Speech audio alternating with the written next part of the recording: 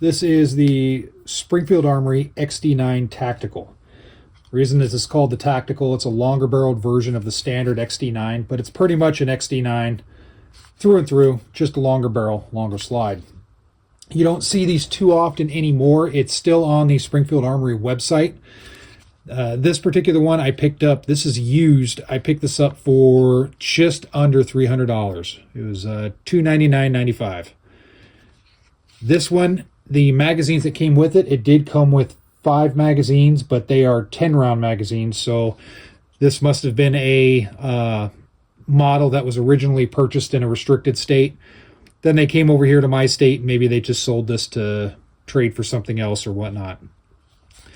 But I've always liked the Springfield XD-9 lineup. I know for some people it's not the most favorite gun, but it is a reliable gun. And for basically $300, I think this is a really good price for this particular setup. It's really clean, and it's only been fired just a little bit. I put a few more rounds through it just recently. No issues at all. The thing I like about this particular model, the Tactical series, it's due to the longer slide and longer barrel, the recoil is really modest on this, even more so than a standard XD-9.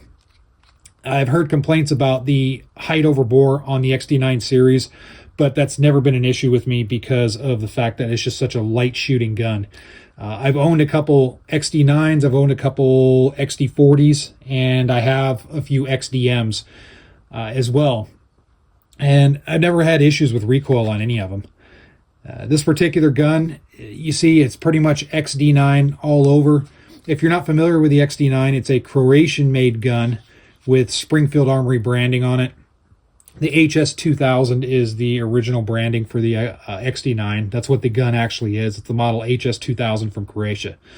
But it has an ambi magazine release right here, a solid trigger with a standard kind of Glock style safety on there. It does have a grip safety here, which a lot of people hate.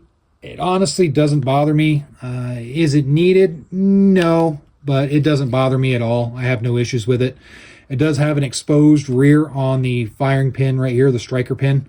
So that way you can tactile right here. You can feel it expose a little bit, showing that the striker is cocked, or you can just look at it and see it.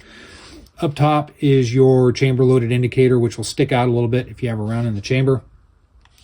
Standard front rear sight serrations, M1913 rail on the bottom. And of course you have a little bit of a longer barrel. It does have iron front and rear standard 3-dot sights. So it's just a basic, it's just an XD with a longer barrel on it. But stuff like this is a good find, in my opinion, especially when you're looking at the $300 range. So don't discount these guns. They shoot really well. They carry really well as well. So if you're looking for an inexpensive striker fired, you see this at a shop, be sure to check them out. Again, I don't think they're being sold except for maybe a few spots. They are still on the Springfield Armory website. I looked just recently. So maybe these are being sold just in restricted states. I don't know. Maybe like California and stuff that have their handgun roster and whatnot. Maybe you can still find them there. I'm not sure. I haven't really looked.